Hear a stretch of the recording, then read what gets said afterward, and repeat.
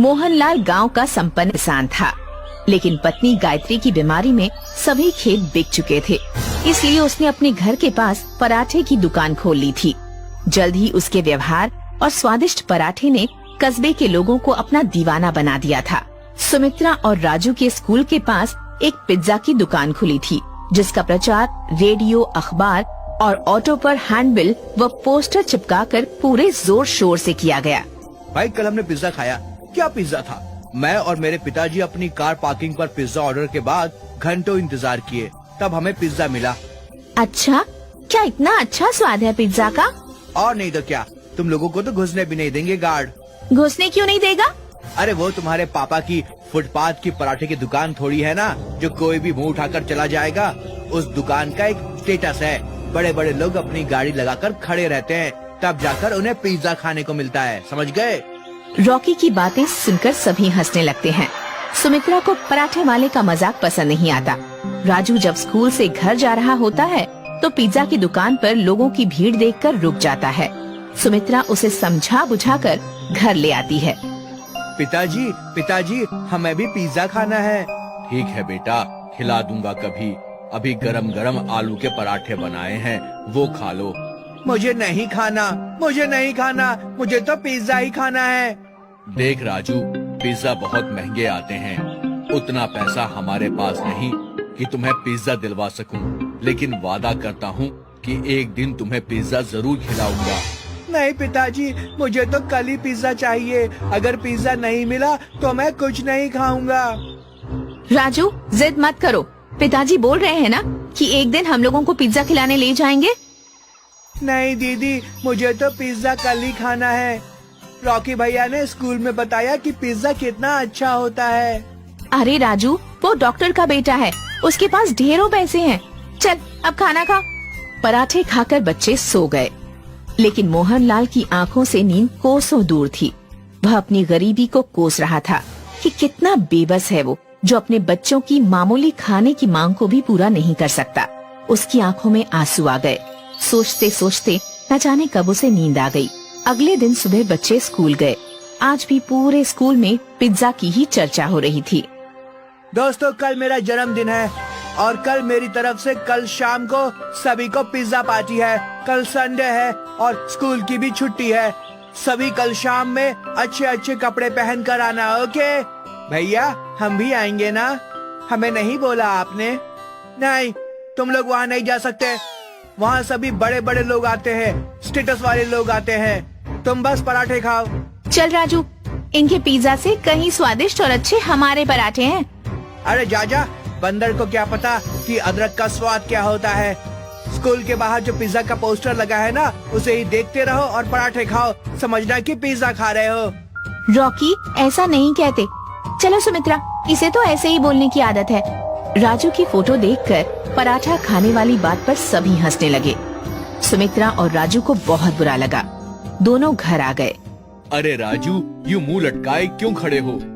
वो पिताजी, बात ये है कि कल रॉकी का जन्मदिन है और सभी को बुलाया है, पर हमें छोड़कर, क्योंकि वहाँ बड़े बड़े लोग होंगे। बस इतनी सी बात। कल हम तुम लोगों के लिए आलू का मस्त पराठा बनाएंगे और हम सब पार्टी करेंगे। मुझे नहीं खाना पराठा, मुझे तो बस पिज्जा खाना है। मुझे पिज्जा चाहिए।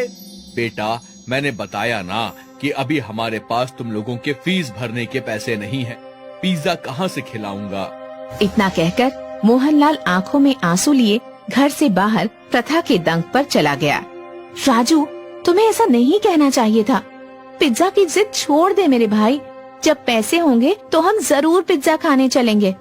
आज तक कभी हमारे पास पैसे हुए हैं क्या? सभी नए नए कपड़े पहनते हैं और हम 2 साल से एक ही कपड़े पहन रहे हैं। क्या हम कभी पिज्जा नहीं खा पाएंगे दीदी? ऐसी बात नहीं है मेरे भैया, हम लोग पिज्जा एक दिन जरूर खाएंगे। उस रात राजू ने खाना नहीं खाया। घर में किसी ने खाना नहीं खाया। सुबह मोहनलाल उठा और बाजार चला गया। वापस आया तो देखा कि राजू अभी तक सो रहा था। सुमित्रा से पता चला कि राजू अभी भी रूठा हुआ है, खाना भी नहीं खाया है। उठो बेटा, आज हम तुम लोगों को पराठा पिज्जा खिलाएंगे। चलो उठो। पिताजी, मैंने बोल दिया ना, जब तक पिज्जा नहीं मिलेगा मैं कुछ नहीं खाऊंगा। मोहनलाल पराठे पर चीज, फ्रूट्स और सैलेड डालकर पिज्जा बनाता है, लेकिन लाख समझाने के बावजूद राजू नहीं खाता। सुमित्रा भी पूरी कोशिश करती है राजू को मनाने की, पर असफल रहती है। आज फिर सभी भूखे ही सो जाते हैं। आधी रात को राजू को जोर से भूख लगती है। वो किचन में जाकर रखा हुआ पराठा पिज्जा खाता है। उसे बहुत अच्छा लगता है। वह पराठा पिज्जा चट कर जाता है। मोहनलाल चुपचाप उसे खाते हुए देख लेता है। सुबह उठकर मोहनलाल बाजार चला जाता है। वापस आकर सुमित्रा को बुलाता है। सुमित्रा, ओ सुमित्रा। जी पिताजी, आई। ये ले पैसे और स्कूल से आते समय पिज्जा लेते आना। पिताजी, पैसे कहाँ से आए? वो कहीं से आ गए। और हाँ, मैंने टिफिन में पराठा पिज्जा रख दिया है, खा लेना याद से। सुमित्रा घर से स्कूल के लिए निकल रही थी तो पिताजी की साइकिल बाहर नहीं लगी थी। समझने में देर न लगी कि पिताजी ने साइकिल बेचकर पैसे लाए थे। सुमित्रा और राजू स्कूल पहुँचे। स्कूल में कल की रॉकी की पिज्जा पार्टी की ही धूम थी। सभी की जुबान पर पिज्जा पार्टी की ही चर्चा थी। लंच में सुमित्रा और राजू पराठा पिज्जा खा रहे थे तो वहाँ रीता आ गई। अरे, तुम दोनों ये कौन सी डिश खा रहे हो? ये हमारे पिताजी ने बनाया है, पराठा पिज्जा। हाँ, ये स्पेशल डिश पिताजी ने बनाई है। लो, तुम भी खाओ, बहुत स्वादिष्ट है। अरे वाह, बहुत मस्त पराठा पिज्जा है। ये तो बहुत ही अच्छा पराठा पिज्जा है।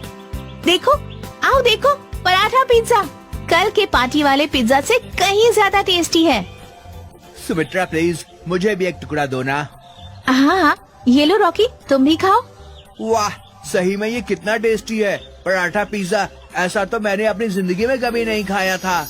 जल्द ही पूरे कस्बे में पराठा पिज्जा की चर्चा फैल गई। सुमित्रा ने पिताजी को पराठा पिज्जा बनाने की सलाह दी। अब उनकी दुकान पर भीड़ लगने लगी थी। पिज्जा की दुकान में लगातार ग्राहकों की कमी होने लगी। पिज्जा की दुकान बंद होने की कगार पर आ गई। तभी एक दिन पिज्जा दुकान के मालिक खुद मोहनलाल के पास आया। मोहनलाल जी, आपके पराठा पिज्जा का बहुत नाम सुना था, आज टेस्ट भी कर लिया। सचमुच लाजवाब है। वाकई तुम्हारे हाथों में तो जादू है। जी धन्यवाद। क्यों ना हम दोनों मिलकर साथ काम करें। आप मेरी दुकान का उपयोग कीजिए, मैं फंडिंग और मार्केटिंग देख लूंगा। जो भी प्रॉफिट होगा आधा आधा बांट लेंगे। मोहनलाल को ये प्रपोजल अच्छा लगा। दोनों मिलकर साथ काम करने लगे। प्रथा पिज्जा का टेस्ट और अच्छी मार्केटिंग से जल्द ही उनकी दुकान कई शहरों में खुल गई। अब मोहनलाल सेठ मोहनलाल कहलाने लगा। वे शहर में आलीशान बंगले में रहने लगे।